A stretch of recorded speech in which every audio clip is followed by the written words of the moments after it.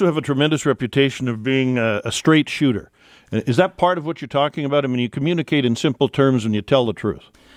Well, I hope so. I mean, I think I've worked very hard my entire career to demonstrate integrity and honesty. I mean, I'm not going to put myself in a position at any time of having to mask something or, give a dishonest answer. I just don't believe in it. And I think, again, that it's important for a CEO to set the tone in an organization, and that's one I am actually proud of. I think we've set a tone in our organization of an organization of high integrity and honesty and fair dealing. There's an old expression, the speed of the leader is the speed of the group. Well, I'm slowing down. not that I can see or tell, but isn't that true? You said you set the tone, and in a way, I think that's what you're talking about. Yeah, and you had Jimmy on last week, and talk about energy and drive. I mean, Jimmy is absolutely fascinating, the drive that he demonstrates and the energy and the enthusiasm that he puts into what he doesn't consider work, his occupation. I think it is important. I think a leader has to show that they've got energy and drive and point the way. How many people do you have working for you? Well, I don't have that many working directly for me any longer. I've got a very competent fellow that we've worked together for years, Brian McCauley, that is now president of Concert. And so most of the direct reports are to him. But in total in the company, we're a relatively small company in total number of employees. We're about 170 people. But, of course, we have a lot of people employed any given day through because our construction activities and things like that. But I am a believer in limited number of direct reports. I think it's really important. The old rule used to be should never have more than 7. I think 7's far too many. Really? I do. I think you should probably try and have 3 or 4 individuals maximum that are directly reporting to you at any given time. I can't help thinking, if I look out my window one way, I see BC Place, and if I look out a little to the other way, I see the Trade and Convention Center, which you were basically brought in to save and did so. I'm sure you're very proud of both buildings, but we talked about BC Place. Talk a little bit about the Trade and Convention Center and why you think it's critical to have. And I'll also point out that it was Warren Buckley that pointed out to me the two are connected by SkyTrain, and that's critical. It's absolutely critical, and it's a huge opportunity because we now have Vancouver Convention Centre West, the expansion, complete and operational, connected by transit to the stadium and connected to Canada Place. And we have the original exhibition and meeting facilities all completely refurbished in Canada Place. So we have these 3 wonderful facilities, very well located in the heart of the downtown, connected by transit. And it now really creates the opportunity to market these together. One of the things that I was excited about when I got involved with both buildings is that there are a group of conventions around the world that have up to 40 and 50,000 delegates that come. And you aren't even eligible to bid unless you have a venue where you can seat everyone for a plenary session or an address. So minimum 40,000 seats. Minimum 40 to 50,000 seats. So now we have, a million plus feet on the Vancouver waterfront of meeting, conference, and display space connected to I'll call it the new stadium, where we have a capacity effectively 54,500 and can be expanded for a gathering, connected by rapid transit. So we're now in a position to bid for some of these very, very large conventions. Our limitation ultimately at some point will be hotel capacity, And, the convention center has been very successful. We have a very good year this year. We had a good year last year. It was a partial year, of course. We've got a really good book of business for 2013. A good example of the response to it, and it's very, very rare in the convention business to have a major convention rebook. They normally tend to move around the continent or internationally. SIGGRAPH, the big graphic convention that had 22,000 delegates here, rebooked for 2014, and very, That's very big. unusual. And yeah, it's a huge convention. And we've got a long list of them that are now booked for this year that are big in terms of delegate But count. when somebody like that rebooks, it speaks to what a good time they had, how impressed they were with the facilities and with the city and with the amenities. Yeah, and the service that they received. I mean, Vancouver Convention Centre is renowned for its quality of service, the quality of food, the quality of the staff and their approachability. So we've got something that's very magical, and we can build on it. You said you like to travel. Can you tell me where your absolute favorite trip has been and where you might like to go that you haven't been? Oh, I've really enjoyed travel. I haven't as much as I would like, but I've been to Europe many times, the United Kingdom. Thoroughly enjoy traveling in Europe and the UK. I've really enjoyed traveling in the north. I haven't done that for some time, but I have had trips. Like the north? The north to the, to the Arctic. I'm really excited about a trip that I've wanted all my life, which is to go to Africa, and we're going to Africa in May.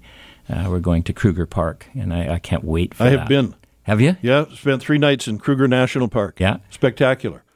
Well, I can't wait to get there. Well, it's worth waiting for, but it really is an opportunity of a lifetime. I'm talking with David Podmore, CEO of Concert Properties and chair of the Pavilion Corporation. And when we come back after the news headlines, we're going to talk about what I call my Vanity Fair segment, where we find out a little bit more about David Podmore, the person.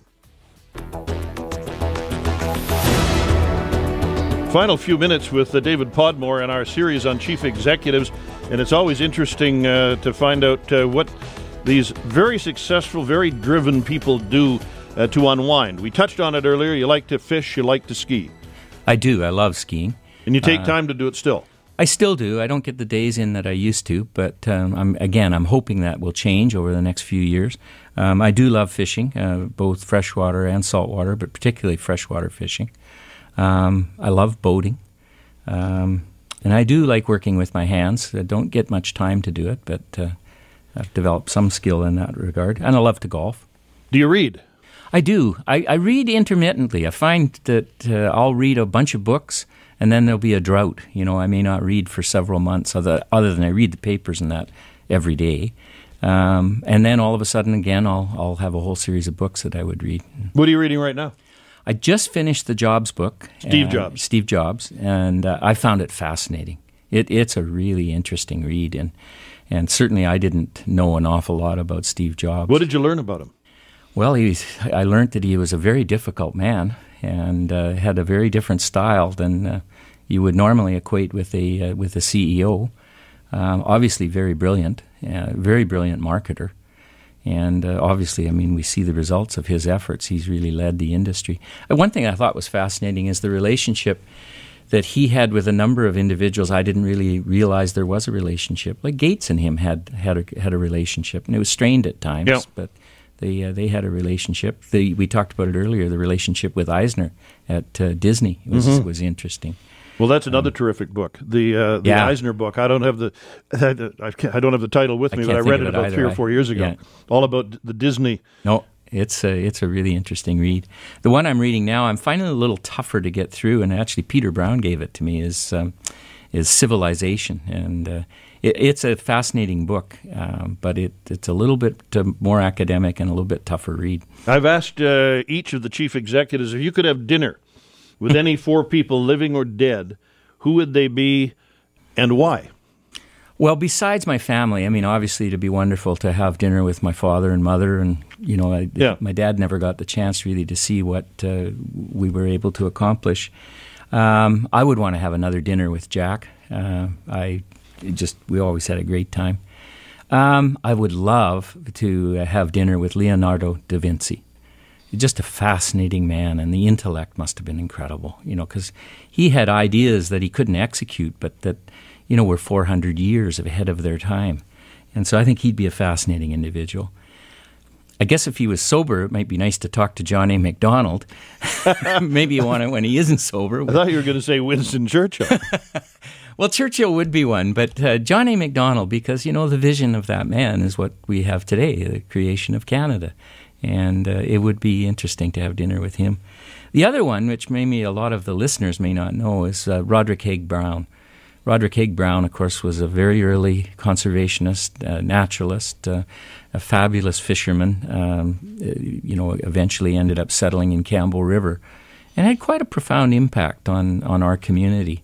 And, of course, he was a lecturer at universities and very acclaimed. And I have a little story for you on Roderick Haig Brown. I actually fished with Roderick Haig Brown. I was very fortunate when I was a kid. My dad had a friend that knew Roderick Haig Brown, and my dad and this friend and Haig Brown and myself went fishing out of Campbell River in Courtenay, and we fished for coho. And he, of course, produced these what were called bucktail flies made out of polar bear hair, and I actually have 4 of them still to this day that he gave me. So it was quite a memorable experience, and he's written, of course, a whole series of books. You talked about being interested in conservation. I know you love to fish, you love to ski. How do you react when people talk about builders and developers in a kind of pejorative way? Well, you know what? I think as an industry, a development and building industry, we don't do a good enough job of letting the community know what we do. The development community in Vancouver, certainly, and I think it's the case in a lot of major metropolitan areas or a lot of communities, is a very generous community. The development community gives back an awful lot in this province. I mean, you just saw the other day the story of Michael O'Dane buying this club that was originally given to Captain Cook. What an incredible gesture on that man's part to buy that and to gift it back to our community and to the museum at UBC. There are a lot of individuals in the development community that work on things like Canuck Place, Children's Hospital, that donate and give to the universities. One of the biggest philanthropists in our community is Bob Lee of Prospero, Chancellor at UBC, chaired the UBC Real Estate Corporation, gave back there. He gave to the development that we did, the YMCA.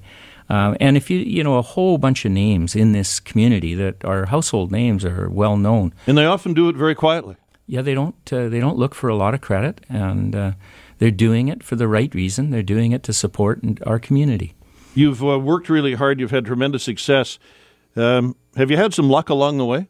I really have. I've the one thing I think that I did right, but purely by luck, is that a few opportunities were presented to me, and for whatever reason, I reacted quickly and said yes.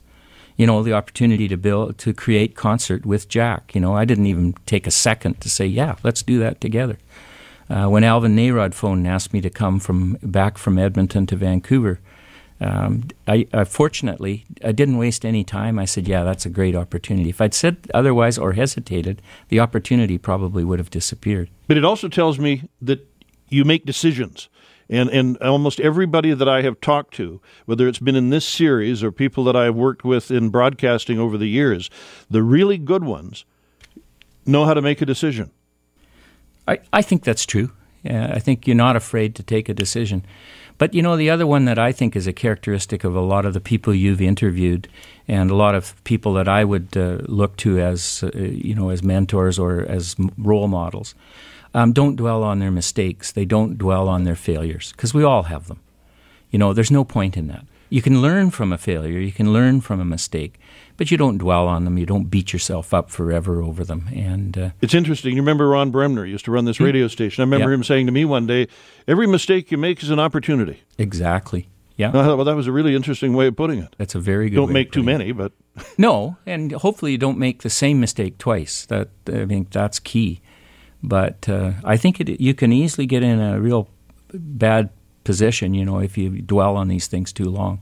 David Podmore, thank you for doing this. It's been a pleasure. It's an ongoing pleasure to know you. Thank you very much, Bill. Likewise. David Podmore.